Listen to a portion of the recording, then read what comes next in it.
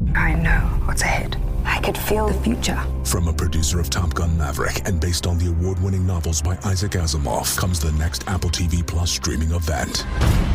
Empire and our foundation headed for war. This could change everything. The Foundation is a threat to my empire. We will destroy them. We are taking the planet! Foundation, the new season, streaming July 14th, only on Apple TV Plus. Slow Burn Media and Bill Huffman present Who Killed, a podcast that provides a voice for the voiceless. Live from Denver 7, 10 minutes of nonstop news starts now. Friends of a young woman who was killed 26 years ago are looking for new clues in hopes of solving this cold case. Take a look. These four loyal friends from high school back in Boston gathered at a bus stop in Englewood last night, and that's where Helene Pruszynski was last seen alive. One day later, her body was discovered near Daniels Park Road. She had been sexually assaulted and stabbed to death. We want everyone to be talking about this because someone knows something. And if you're listening, if you're watching, and you know something, you can do something to really help this case. Please do so. Those classmates are meeting with the Colorado Bureau of Investigations later today to try to learn if DNA from the suspect somehow could help with this case. We'll keep you posted. Hello and welcome to episode 126 of Who Killed. I am your host, Bill Huffman, and this is a Slow Burn Media podcast. I've spent the past few weeks researching genealogical DNA and how it has impacted the world of cold cases and cold case investigations.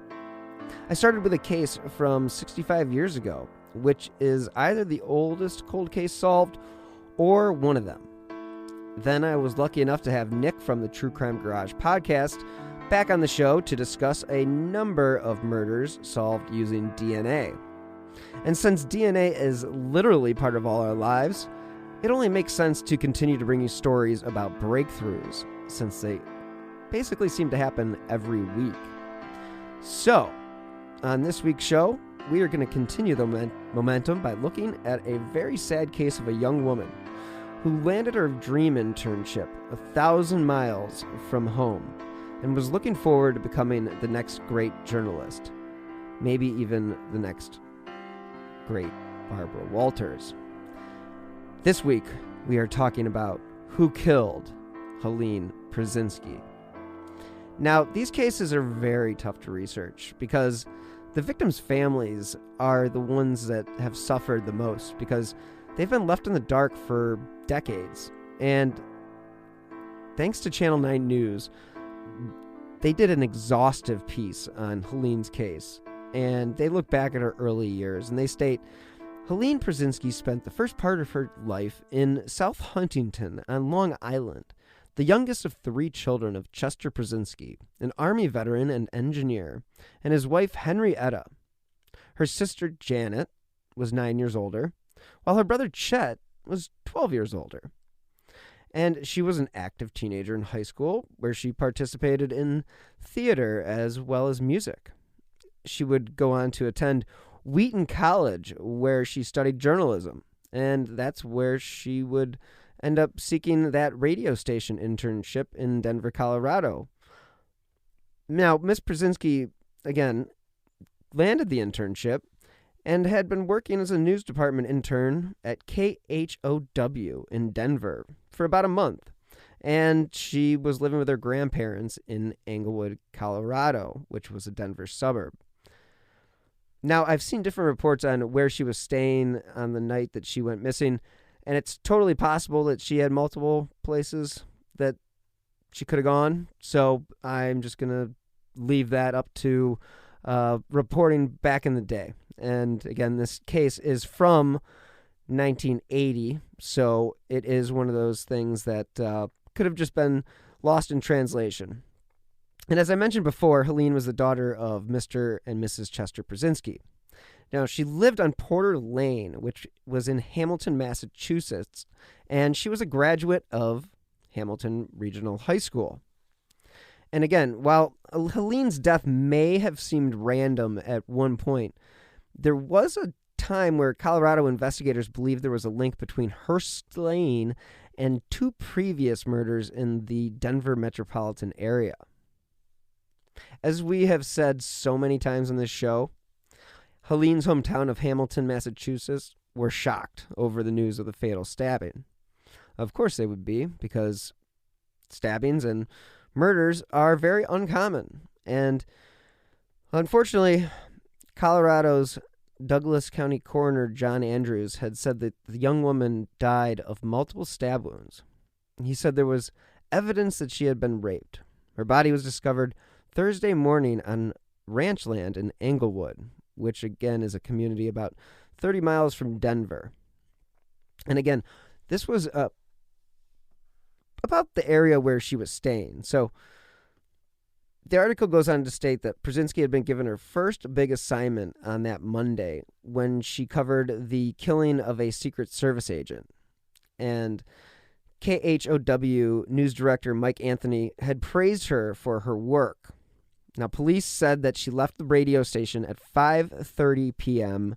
in downtown Denver.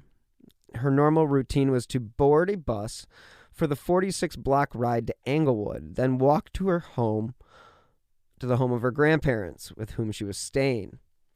According to the Boston Globe, her parents, Mr. and Mr. Chester Pruszynski, were on their way to Colorado as soon as they heard the news. There was a funeral mass held in the St. Paul's Church in Hamilton. And besides her parents, she left behind her brother Chester, who at that point lived in Shrewsbury, New Jersey, and Janet Johnson of Groton, Connecticut. Isa Zimmerman, who was the principal of the Hamilton Wenham Regional High School, commented to the paper, "Helene was a really beautiful person. The whole high school is in a state of shock.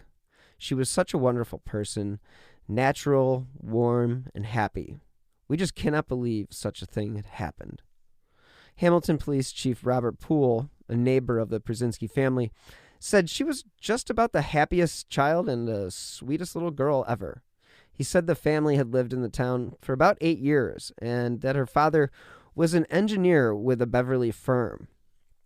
Now, investigators caught a break when the news hit the wires. According to Channel 9, a woman came forward with a remarkable story. She had been driving along Daniels Park Road around 10:20 the night Helene disappeared and had seen a man in the area where her body would be discovered. She was actually able to give a detailed description. A man, 20 to 30 years old, possibly Caucasian, with medium-length brown hair that went over his ears, and he was possibly wearing a mustache. Under hypnosis, the woman recalled even more details. In 1994, according to my regional newspaper, the Akron Beacon Journal, there was fresh hope when a murderer suspected of killing 2 young women in Colorado's suburbs was arrested. Robert Holes, who was a Beacon Journal staff writer, wrote an article about the rape of a local woman in the 1970s in the Akron area. Janelle Shepard, he wrote, Janelle Shepard broke down and cried when she heard the news. Someone else was dead, and Kenyon B. Tollerton again was a suspect. Aren't we so lucky to have this guy as a citizen of our fine state? Colorado authorities believe he is responsible for the death of a 14-year-old girl who was raped and stabbed 13 times.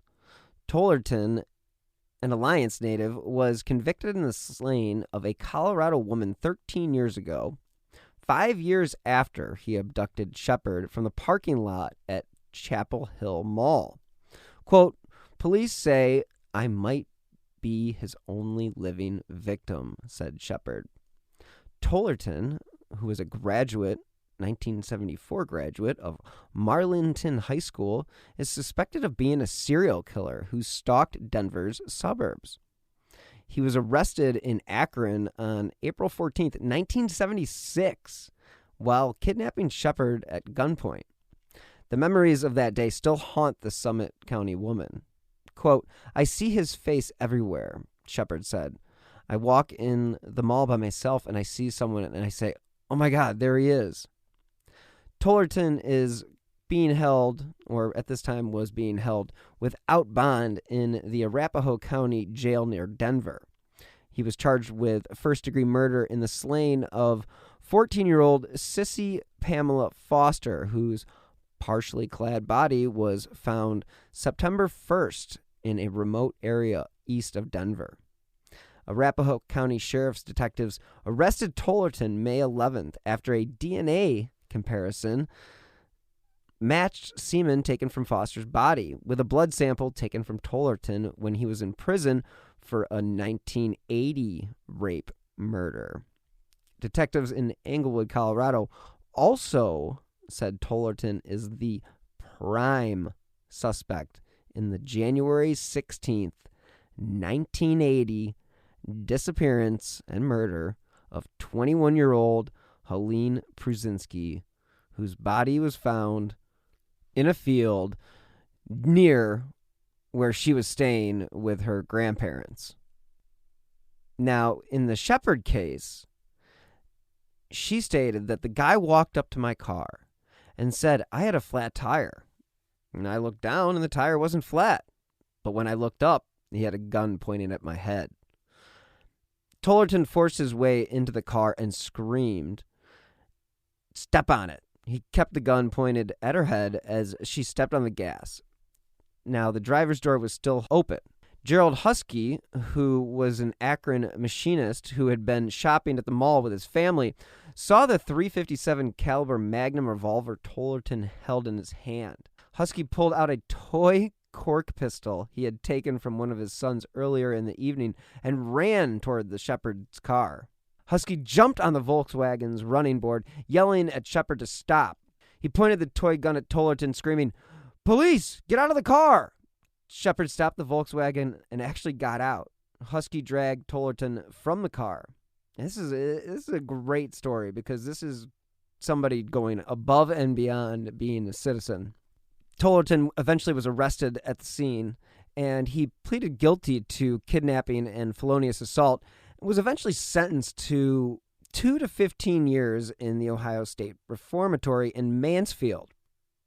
Well, 2 months later, Tollerton was released from prison after being granted shock probation. Tollerton returned to Alliance, where he found work and was supervised by the Summit County Probation Department. Tollerton was allowed to move to Colorado in March 1979, when his probation was to be supervised by mail and telephone, according to probation department memos. 5 years passed before Shepard saw Tollerton again. This time it was in a courtroom in Colorado. Tollerton was on trial for killing Donna U. Waugh, a 22-year-old bartender from the Denver suburb of Englewood. Now, Tollerton was arrested July 28, 1981, after an Arapahoe County Sheriff's deputy on routine patrol saw Tollerton walking in a field with a flashlight about 1:30 a.m. When the deputy asked him what he was doing, he said, "I'd just like to walk around the area." He left the deputy who questioned him and noted that the license plate on Tollerton's car. The deputy then searched the field and made it a grisly discovery, and that was Waugh's decomposed body. She had been dead for about a week. A short time later, when police stopped Tollerton's car in nearby Aurora, Colorado, he admitted seeing the body in the field. When he was asked why he didn't mention it to the deputy who had interviewed him in the field, Tollerton said, quote, "I think I need a lawyer." Now that is according to documents from the court. Investigators found that Tollerton had stalked Waugh, dubbing her the, quote, "shower girl," in conversations with friends, according to another court affidavit. Tollerton, the affidavit alleged, had watched Waugh shower in her apartment, which was near his own apartment. On February 10th, 1991, after he served 10 years in prison on murder and federal gun convictions, he was released from prison and put on probation for 6 months. Shepard said she heard that Tollerton had been back in Northeast Ohio since then to visit his family in Alliance. Quote, "It makes me angry that they released this guy," she said. Once he was off parole, he was free to go anywhere. And as prime as a suspect as this guy must have been, it turns out it wasn't him. So like all the previous attempts to find the killer, this one failed as well. Unfortunately for the family, the case went cold, and it stayed cold until 1999, when authorities announced they would attempt to use the latest DNA technology and revisit the unsolved murder of Helene Pruszynski. Investigators from the Douglas County Sheriff's Department, Englewood Police Department, and the Colorado Bureau of Investigation had joined together to reopen the case. Mind you, again, this is 1999, quote-unquote, using cutting-edge DNA technology. As you all know, with the theme of these past few weeks, technology in the world of DNA has drastically improved since 1999, and even in the past 5 years. But in the press release, they said, quote, with the advancements in technology, we're going to try some things we couldn't do 19 years ago, Englewood detective Clay Forrington said. Again, her body was found after a short but intensive search. It was a brutal discovery because her hands were bound behind her back, and she had been raped and stabbed 19 times. Hair and semen evidence had been collected from the scene. Apparently, it was so sparse that DNA tests were inconclusive. However, updates in testing, coupled with the use of DNA databases, may find a match among thousands of convicted rapists, and that was according to Douglas Sheriff's Sergeant Attila Dennis. Quote, they are sort of doing detective work in reverse, taking people who were already convicted and then trying to connect them to the evidence, according to Dennis. Investigators said they are trying to connect Pruszynski's killing to 3 high-profile murders around the same time. They are checking for a connection to Kenyon Tollerton, a computer programmer who was convicted of murdering Donna Waugh of Englewood in 1980. And again, authorities used DNA evidence to link Tollerton, whom police described as a, quote, serial killer of petite white females. That is a description that you want to have on your gravestone. He was convicted of the killing of Sissy Foster, who was 14, and she was found in a field near Byers in 1993. He was sentenced to life without parole plus 48 years after pleading guilty to the murder. Dennis did decline to identify the other murder cases the task force is reviewing.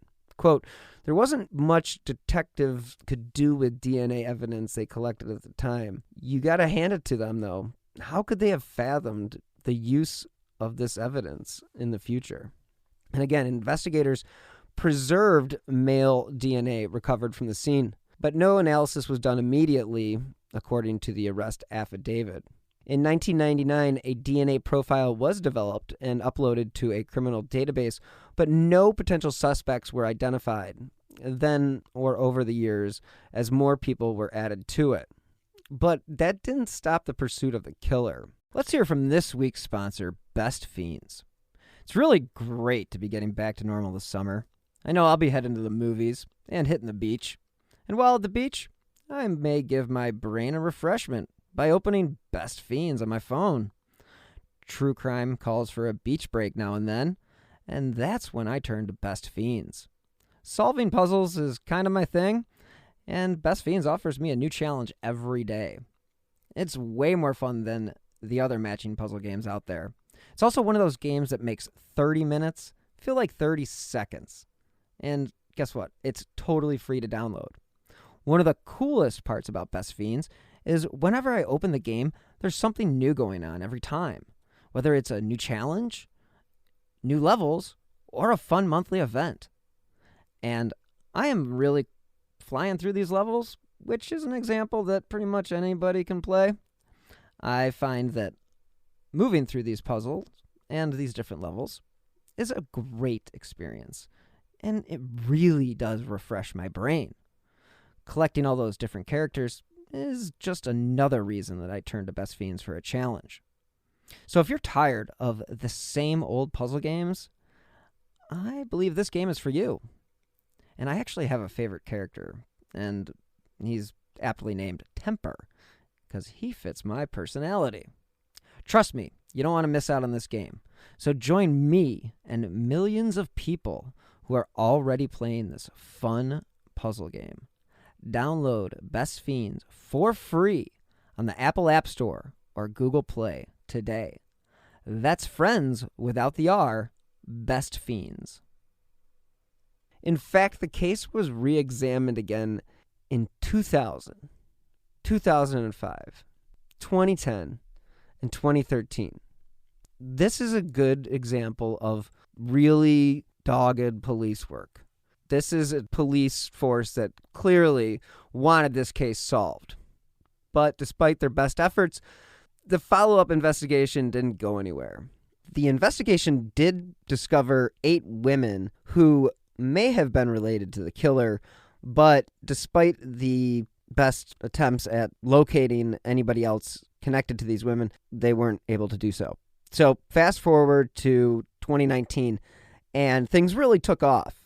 Investigators used DNA recovered at the crime scene and focused first on finding relatives, which included a woman in Georgia. Now, this is where the search eventually led them to Clanton. The Douglas County Sheriff's Office says deputies arrested a suspect in a nearly 40-year-old murder case. According to the Colorado Bureau of Investigation, 21-year-old Helene Pruszynski was found stabbed to death in a field back in January 1980. Investigators believe she was abducted from the bus stop near Union Avenue. Now, the Douglas County Sheriff and District Attorney are holding a press conference later this morning. That's when we expect to learn more about the arrest. The press conference is scheduled at 11 a.m. Stay with CBS Denver for more details on this developing story. Katie Johnston, CBSDenver.com.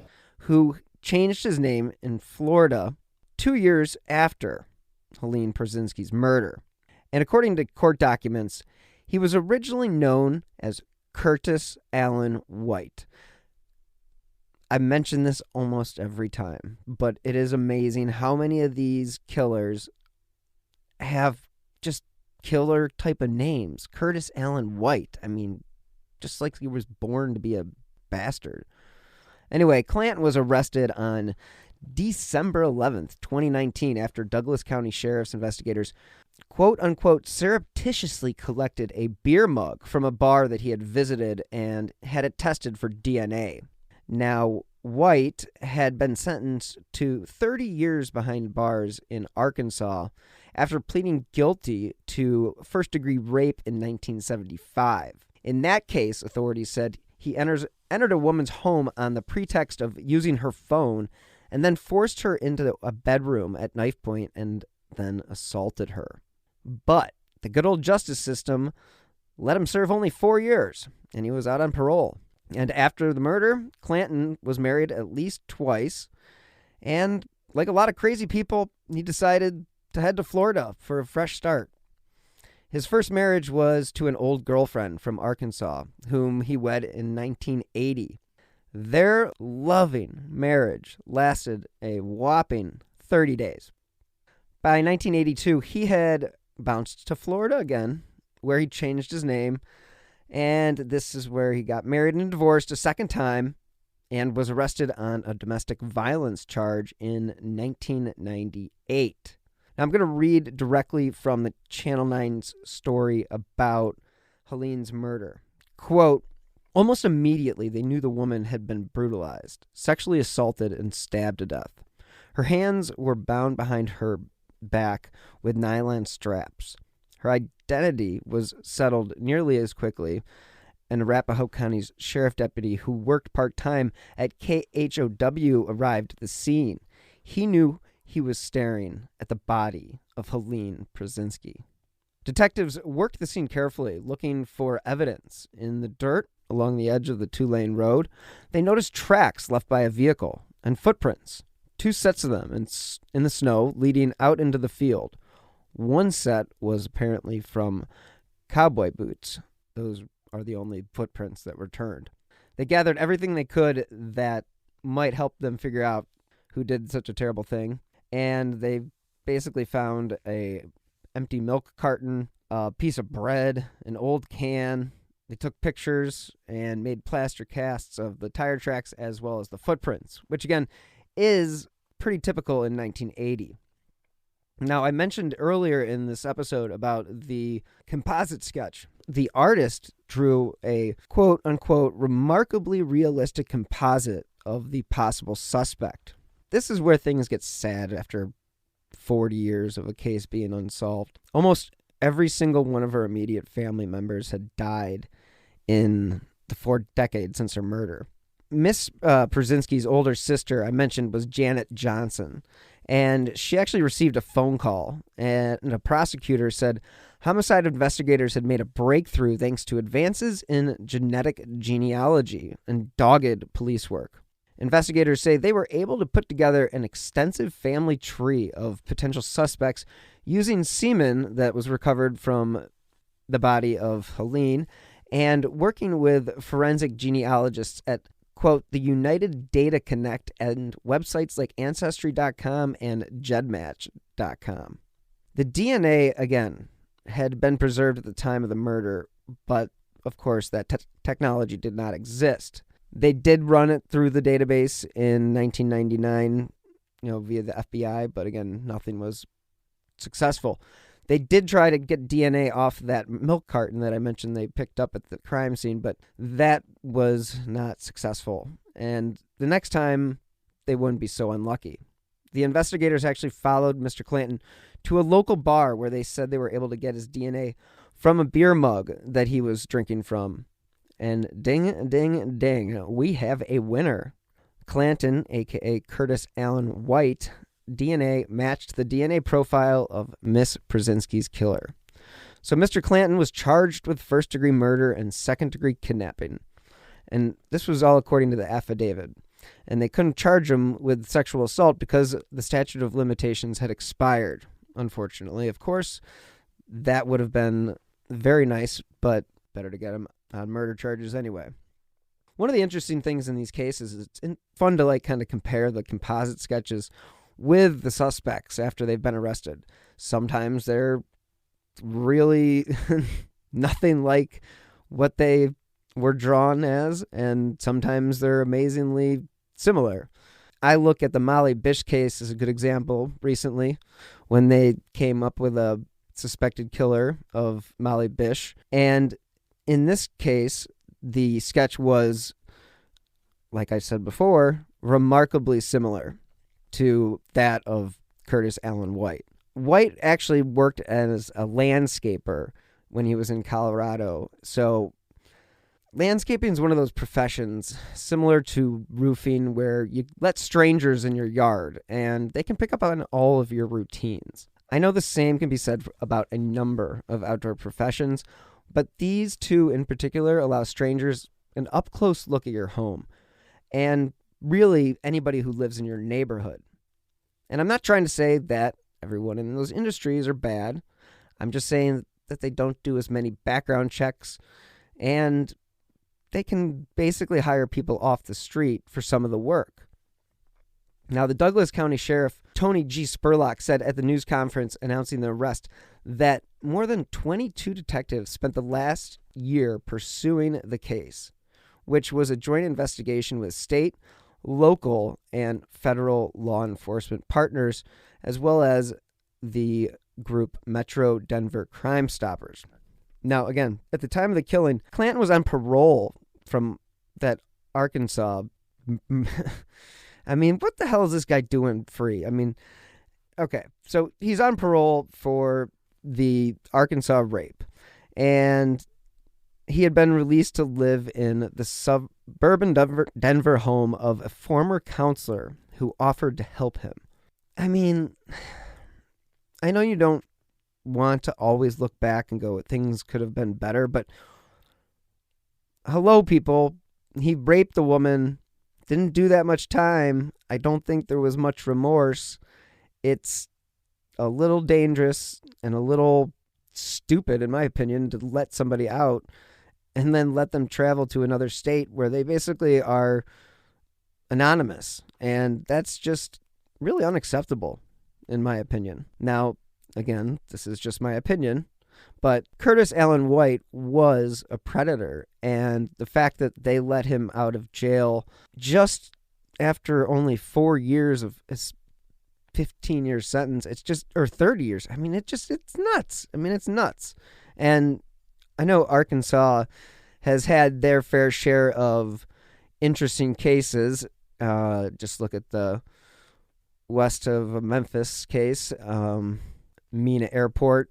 I suggest you guys listen to Boys on the Tracks episode from the guys at the True Crime Garage podcast, because that is one of the best 4-part series on the state of Arkansas and how corrupt it was back in the 1980s and 1990s, and you will just be amazed. So Clanton is arrested and charged with murder, or accused of murder, and he denies any responsibility. As he's being extradited to Colorado, on the drive to the airport, he decided to talk. And I'm going to read this to you because it's an interesting perspective, and it's just kind of disturbing in a lot of ways. And so, again, this is the confession to Helene's murder while riding to the airport. Quote, "Okay," Barilla said. "So when we contacted you the other day, when we were interviewing you about your time in Colorado, did you have an idea what we were talking to you about?" "Yes," Clanton replied. "Okay. And what did you think that was about?" "About murder," Clanton said. "Okay. Why did you think we were talking about murder? Did either of the cops mention the word murder to you?" "No," Clanton said faintly. "No," Barella replied. "Okay, so why did you think this was about murder?" "'Cause I knew it was going to come up and get me one day," Clanton said. "Why was it going to come up and get you? Did you murder someone?" "'Cause I did it," Clanton said. "Okay, you did what?" Barella asked. "I killed the girl they're accusing me of killing," Clanton coldly replied.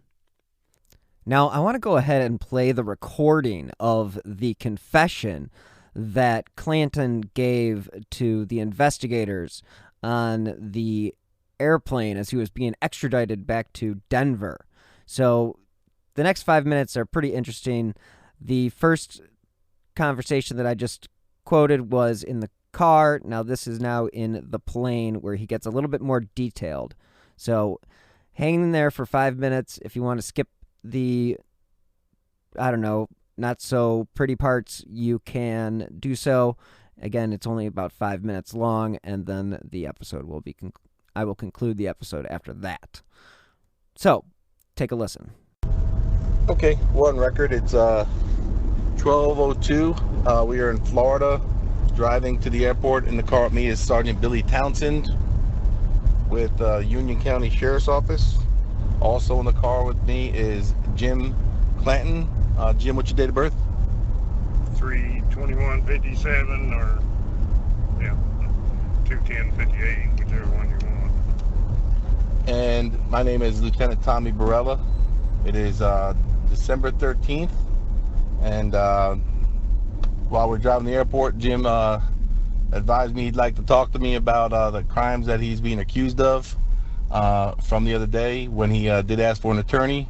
So I'm going to read him his Miranda rights again, and then we'll have a little conversation. So Jim, you have the right to remain silent. Do you understand that right? Yes. Anything you say or do can and will be used against you in a court of law. Do you understand that right? Yes. You have the right to talk to a lawyer and have him present with you while you are being questioned. Do you understand that right? Yes. If you cannot afford to hire a lawyer, one will be appointed to represent you before any questioning if you wish. Do you understand that right? Yes. You can decide at any time to exercise these rights and not answer any questions to make any statements. Do you understand that right? Yes. Okay. And this goes on, whether we're in Florida, whether we're in the air, or whether we're in Colorado, those rights count. And if you decide you want to stop talking, you have that right. You understand that? Understand. All right. Do you understand each of these rights as I have explained them to you? Yes. Having these rights in mind, do you wish to talk to me now? Yes. Okay. So why don't you go ahead and I'll let you start, and then I'll just ask you questions, or would you rather me ask you questions? How would you like to do this? Ask me questions. So I ain't got long ago. I'm sure my memory's not going to be totally accurate. Okay, so when we contacted you the other day, and we were interviewing you about your time in Colorado, did you have an idea of what we were talking to you about? Yes. Okay, and what did you think that was about? About murder. Okay, why did you think we were talking about murder? Did the cops mention the word murder to you, or no? Okay, so why did you think it was about murder? Because I knew that was going to come up and get me one day. Why was it going to come up and get you? Did you murder someone? I did it. Okay, you did what? I killed the girl they're accusing me of killing. Okay, so you do recognize the girl that was in that picture? Yes. Okay, can you tell me what happened? Like, where did you know her? No. Okay, where did you meet her at? Saw her get off an RTD bus,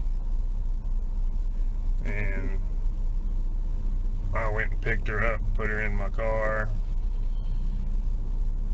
I don't really know where I drove to, but it ended up in Daniels Park. Okay, did she get in your car willingly? No. Okay, how did you get her into the car? I put my arm around her and had a knife in my hand and showed it to her. Did she say anything? She said, "I'll go." Okay. Had you ever seen her before? No. Okay, so you weren't sitting there watching that bus stop for days or anything. Did you go straight to Daniels Park? Did you go anywhere else? Did you go out to eat? Did you? No, I can't remember where we went first. It was somewhere, and I don't even remember the roads that well. Around Quebec and Arapahoe, or somewhere in there. That's where the rape occurred. Okay, and did you do it in the vehicle? No. Where'd you do it at? In a little wooden shed that was on that road that I was on. Okay, what can you describe what happened when you raped her? I just raped her. Okay. Did she fight you? Did she No. scream? No. Okay. Did she ask if you were going to let her go or anything like that? Yes. Okay. And what did you tell her? Told her I was. Okay. And then what car were you in? That green station wagon I was telling you about. All right, so it wasn't a green station wagon? Did you have sex in that car at all? No. Okay. So you get done raping her in that woodshed. You doing all right, man? Hard remembering this stuff. Oh, I know. And like I said, we if you want to stop, we can stop. If you want to, keep going, we'll keep going. And we're gonna be together for a little bit, so we got time. And yeah, let's take a break. You want to take a break? Okay. It is 12:07, and we are going to take a break.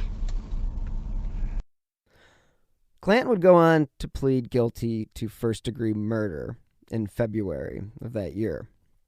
Now, in a brutal interview with detectives, he admitted to the killing, telling them he abducted Pruszynski at knife point, intending to rape her, then bound her hands behind her back and drove her to the field where her body was found. Quote, Mr. Clanton describes her as staying as friendly as she could, asking him not to hurt her. And this was according to Senior Deputy District Attorney Chris Wilcox. This is all in the court papers.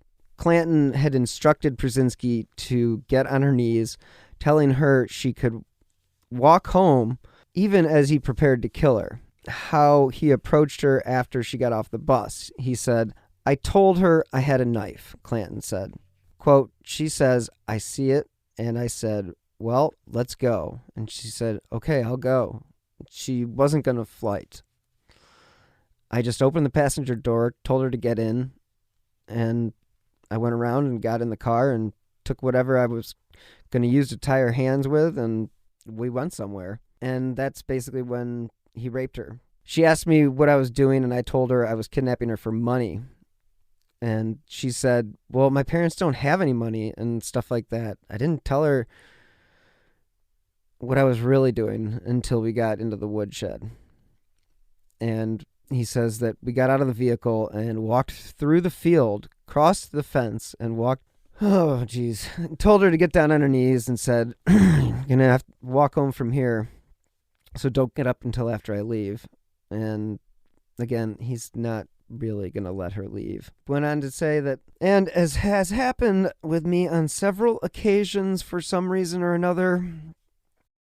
This week's episode is sponsored by HelloFresh. With HelloFresh, you get farm-fresh, pre-portioned ingredients and seasonal recipes delivered right to your doorstep. Skip trips to the grocery store and count on HelloFresh to make home cooking easy, fun, and affordable.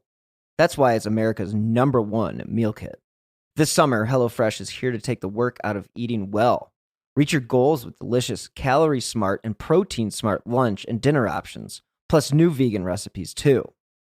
HelloFresh makes entertaining easy with a selection of crowd-pleasing eats like their bratwurst bar with caramelized onions, Dijonnaise slaw, and pineapple relish, or a snack board with pretzel bites, spiced bar nuts, and hot honey peach jam. So go to HelloFresh.com/WhoKilled16 and use the code WhoKilled16 for 16 free meals plus free shipping. Again, go to HelloFresh.com/WhoKilled16 and use WhoKilled16 for 16 meals plus free shipping. I just kind of step out of myself and watch myself do that. And this is according to the newspaper and Channel 9 News.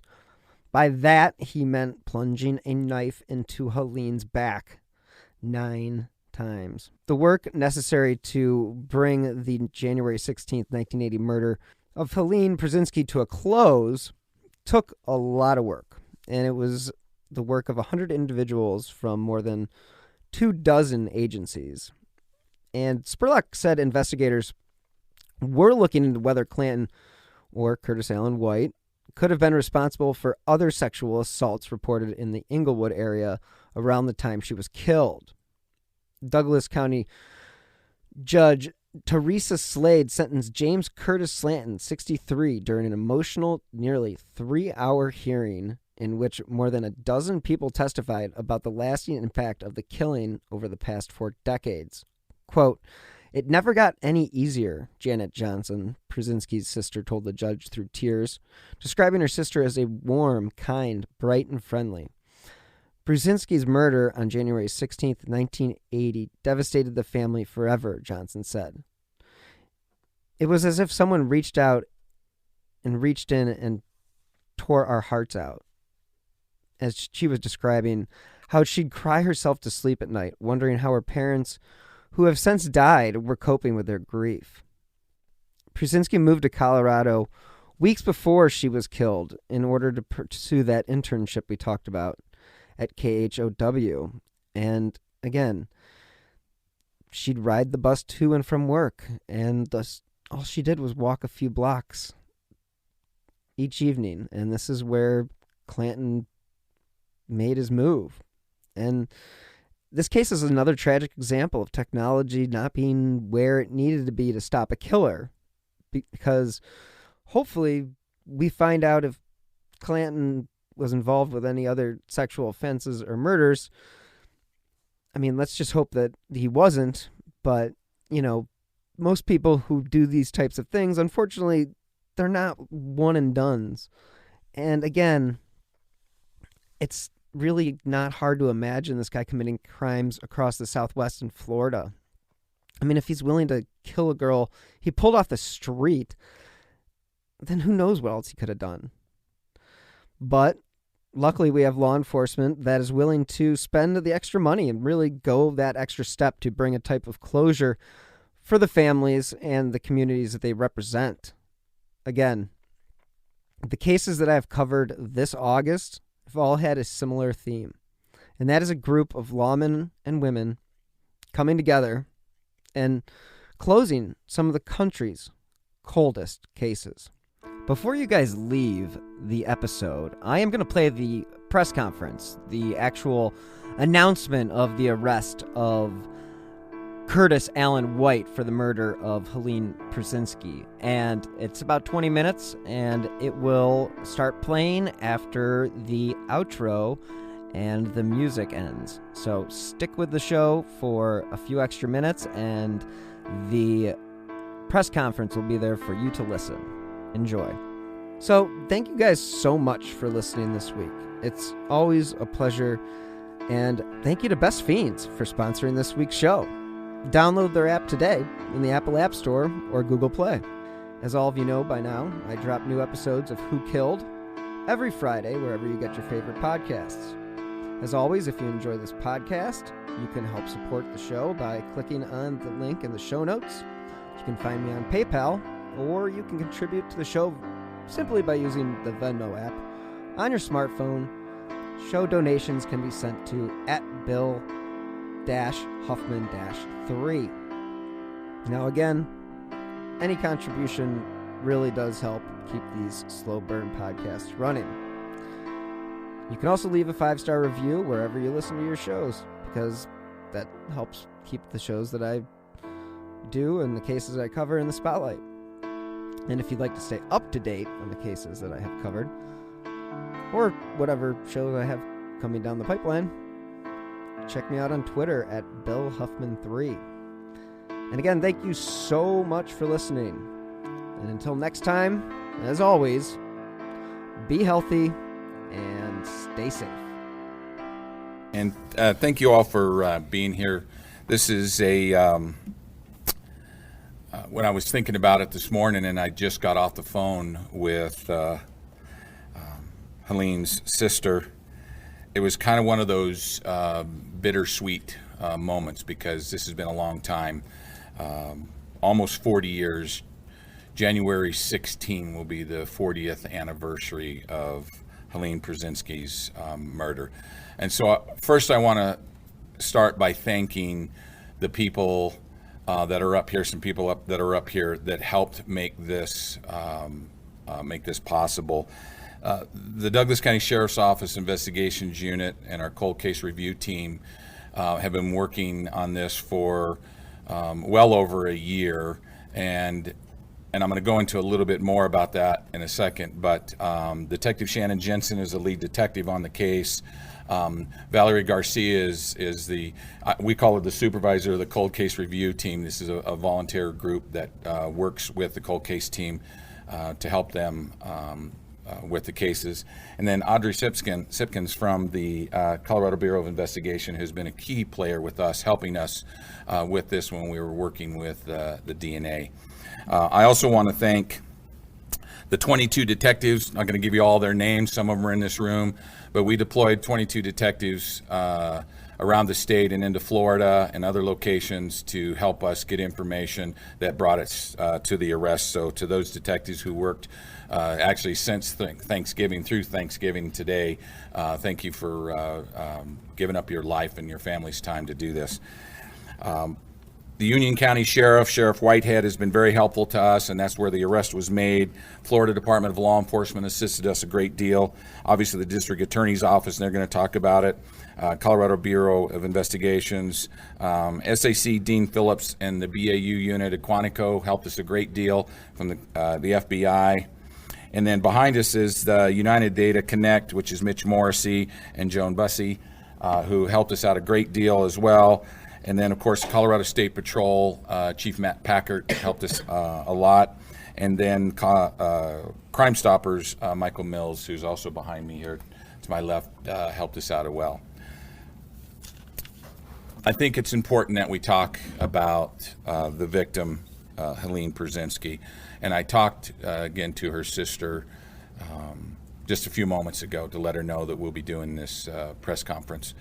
And the key thing about her is that here's a 21-year-old girl who left college in a small little town in Massachusetts to come to Colorado to internship at KHOW Radio, and was only here 2 weeks, and was abducted at some time coming home from work, raped and murdered in Douglas County, and left.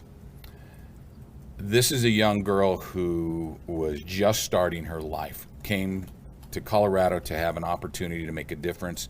She wanted to be in journalism. She wanted to be a part of a bigger story.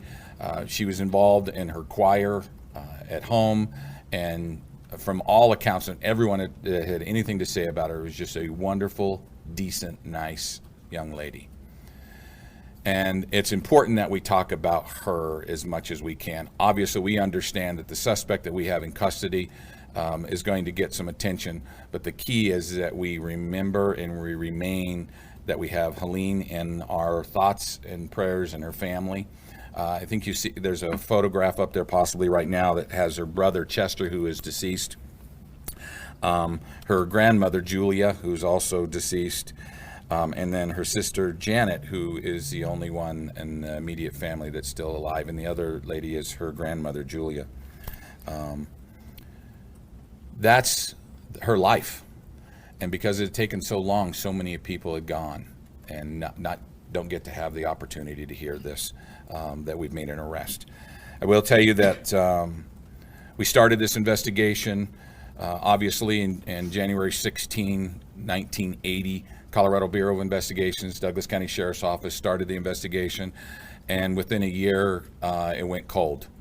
And there wasn't really a lot of work that went on it periodically, but not until about 1998 when we reopened the case, started to work on it, and developed a few more leads, but then again it went cold. In 2013, I started a cold case review team and a cold case unit, along with George Brockler and his agency did the same thing. He's going to talk a little bit about that. And we really started focusing on cold cases and started focusing on things that we could use to help us solve these. And in many of the cases, it's DNA, it's forensic, it's technology, the newest trending technology. And that's how we got ourselves here today. I'm not going to go into great detail about that, but I can tell you that the people that are behind me and beside me played a major role. Chief Steve Johnson, who is the commander of the overall command,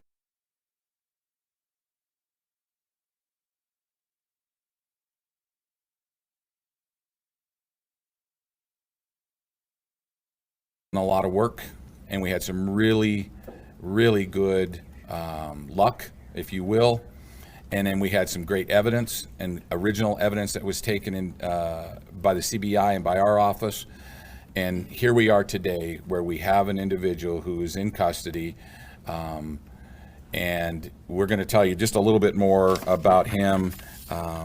He is in our jail right now. He was extradited this weekend to Douglas County, and we are in the process of getting him prepared for court, which will happen later on this afternoon. I'm told about 1:30.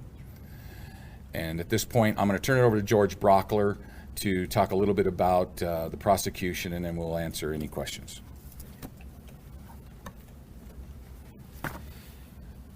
One month shy of 40 years ago,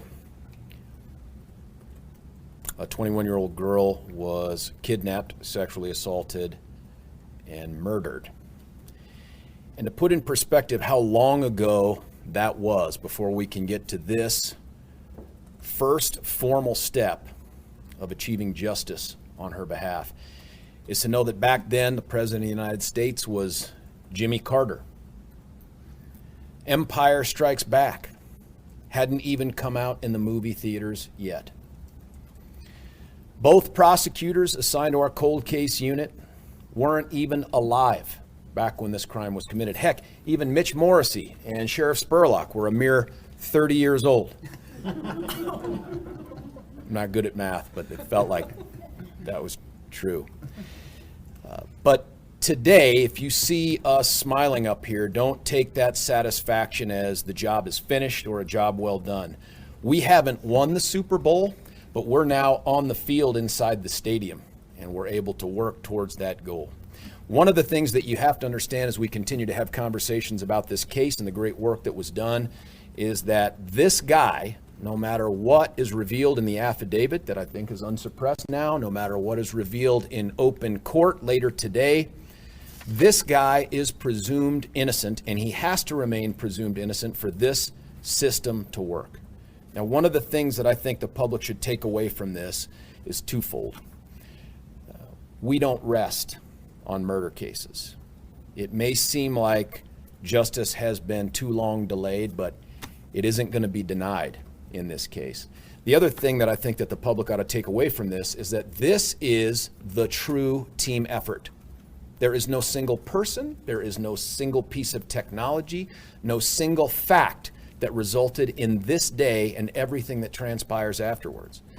This was a concerted effort by people who were interested in getting to justice on a case that had sat on a shelf because we didn't have anything to do with it for the longest time. I can't thank enough the efforts of Mitch Morrissey and his company, United Data Connect. Without them, I don't think we're here. Shannon Jensen, who stands to my left, there's no way we get here just on technology. If it hadn't been dogged, old school police work done by Detective Jensen, we wouldn't be here today. The cold case unit that Sheriff Spurlock stood up the same year that we stood ours up, without those efforts, we wouldn't be standing here today. This is a true team effort.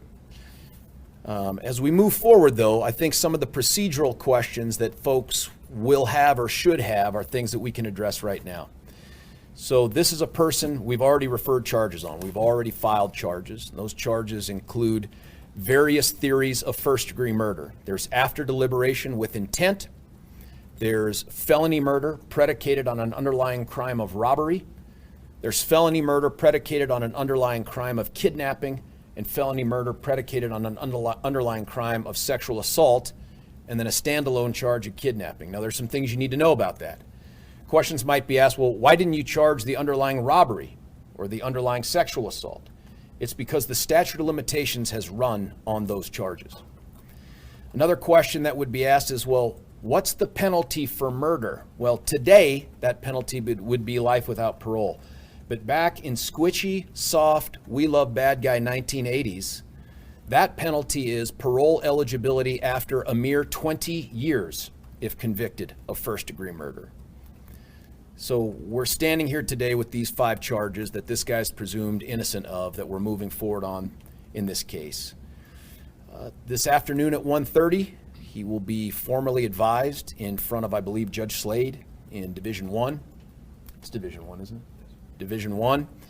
At that time, he'll have already had the appointment of counsel. I presume it'll be the Public Defender's Office or some sort of alternate defense counsel. And then we'll get a date after this to make some decisions about the next phase, which should include preliminary hearing. After that, an arraignment, and then subsequent to that, either some sort of entry of a plea or a setting of motions hearing and a trial. It is my intention that this case, having sat for 40 years until this day, we are going to move forward with deliberation and with appropriate due diligence and haste to get to justice in this case for our young 21-year-old victim. I want to thank the guys on my team, too, that helped put this together, the victim advocates that have worked so closely with the victim advocates out of the Douglas County Sheriff's Office. I can tell you, having spoken with the victim's mother in this case, the emotions are as raw in some ways as they were 40 years ago. I think this is the kind of phone call that at some point you don't expect to get. And you know that's always hanging out there, but to hear that sound in Mom's voice was something special. And my hope is we can continue to move forward to get whatever ultimate closure a system like this can provide after a sweet, innocent 21-year-old girl has been ripped from it, regardless of that being 40 years ago. I'm happy to answer any other questions that, you know what? I forgot to give another important shout out. Crime Stoppers. That's the real deal right there. This doesn't get done without Crime Stoppers and Mr. Mills. Their investment of effort and resources into this is the reason that we're standing here. I'm a huge, huge fan of Crime Stoppers. If you guys have any other questions, though, Sheriff, was there something else? Happy to answer questions. Or yes, sir. I'm not even the one directing this. There's someone who's supposed to be in charge that actually knows stuff. You're in charge. And we're gonna Are you sure? Are you okay with that? Yes, sir. At the time of Ms. Pruszynski's disappearance in Englewood, there were a number of sexual assault cases that were unsolved. Is your suspect, is he suspected in those cases as well? We've investigated a number of issues regarding that. That's still an ongoing investigation. Also keeping in mind that almost all of those would have statute of limitations that would apply to it as well. But we are working closely with the Englewood Police Department just to make sure that we have all of our issues covered. Sheriff, can you talk about the aha moment? When we received a call through Mitch's office, Shannon got the call, and we were like, this is the most likely individual. When we were able to get the call from CBI and said, this is your guy, that was it was one of those kinds of feelings, because you've been working so long and so hard to get something, and now all of a sudden here is the suspect. It was excitement, some relief, but also, it was like, okay, now we know we have to, there's a next step. And part of that is, going through all the process that we have right now. But we were very excited and very pleased to partner with these folks and to get that particular information. What was a big break in the case that led you to him? Well, we had been working with Mitch Morrissey's company to help us connect DNA, and working in hand with Colorado Bureau of Investigations. And there was a significant amount of evidence that, as I said, was maintained and properly cared for over the last 40 years at the crime scene. And that evidence was then later turned to pointing the finger at our suspect. Can I say one other thing about that, too? There's DNA that's part of this case, a big part of this case, but don't misunderstand that it's like, hey, we just entered DNA into some voodoo database and out popped this guy. It wasn't like that. It was a combination of DNA existing, technology that was available, but then the dogged police work that was done by Detective Jensen, as well as Mitch's company, that helped put the pieces together for us to find that missing piece of evidence to tie it all together, and that's how it happened. Let me correct one other thing, a misstatement. You might have seen John Kellner, who's the head of our cold case unit, lean in to tell me. I said it was mom that I spoke to. It was sister. Forgive me for that. I think you guys probably picked up on that before I did. One other thing about the sexual assaults that may have taken place out there, obviously we don't know if they're related to this guy, but despite the statute of limitations running, look, to the extent that we're able to get to some sort of closure for people, if they were victims of those crimes, and I hope Englewood, I presume they are taking a look at this, I'd like to know one way or the other whether or not it's prosecutable or not. I think the other piece to keep in mind as this guy's identity becomes put out there through you folks is that if there's anybody here in the state of Colorado or anywhere that knew this guy at about that time, had contact with him, or anything about him at about the time of this crime, we'd sure love to know. And I want to give out the sheriff's personal cell for that. Thanks, George. No, I'm kidding. It's not the personal cell, but there's probably somebody to contact, and it's not me. Yes, you can contact the Douglas County Sheriff's Office on our non-emergency line, 303-660-7505. George, can you talk about the difficulty perhaps in prosecuting these types of cases and what you anticipate the public defender to maybe say? Hard to know what the defense will do in this case, hard to speculate. Knowing the evidence that's available in this case, I felt comfortable, extremely comfortable, moving forward with these charges in this manner. But again, we have a system that's set up to provide the maximum amount of due process for someone accused of crimes both small and large, recent and old. And this process will ferret that out. But I'm very confident with the steps that we've taken in the direction that we're heading. And more will be revealed, obviously, through either the affidavit, if you already have it, if it's been unsuppressed, and then in open court as we proceed. Yes, sir. With respect to what you said regarding the other police work, would you say that this case, or the technology has finally caught up with this case? You had the evidence back when it happened almost 40 years ago, but you didn't have the technology.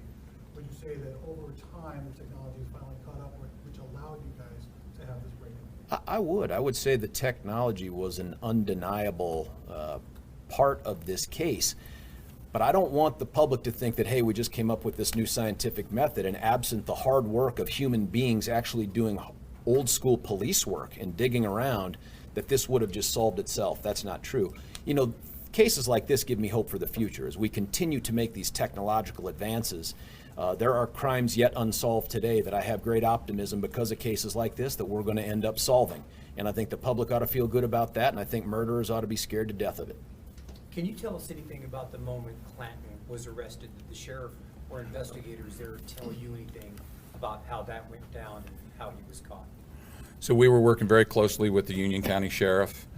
We had a suspect under surveillance for a number, almost 2 weeks, where the time was made for him to be arrested. He was taken into custody, taken to the sheriff's office. At that point, some processing was done. It was out without incident. We turned over the property and his scene and his vehicles over to the Union County Sheriff, and they helped us with that.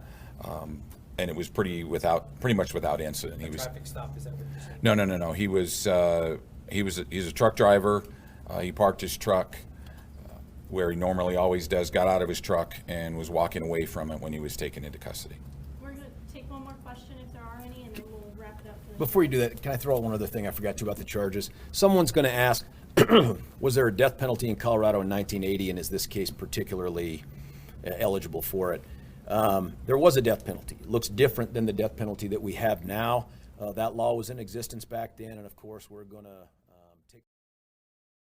You might be surprised to know that not all serial killers are straight cisgender white men, and the victims of true crime are not a monolith either. She's Wendy and I'm Beth, and together we host Fruit Loops Serial Killers of Color, a true crime podcast. Together we take deep dives into the true crime stories about marginalized and minoritized perps and victims that often go untold. We also provide the context and nuance that these stories deserve. At Fruit Loops, we're serving up true crime with a side of history, society, culture, and some fun. Listen to Fruit Loops Serial Killers of Color on Spotify, Google Play, Apple Podcasts, or wherever you get your podcasts.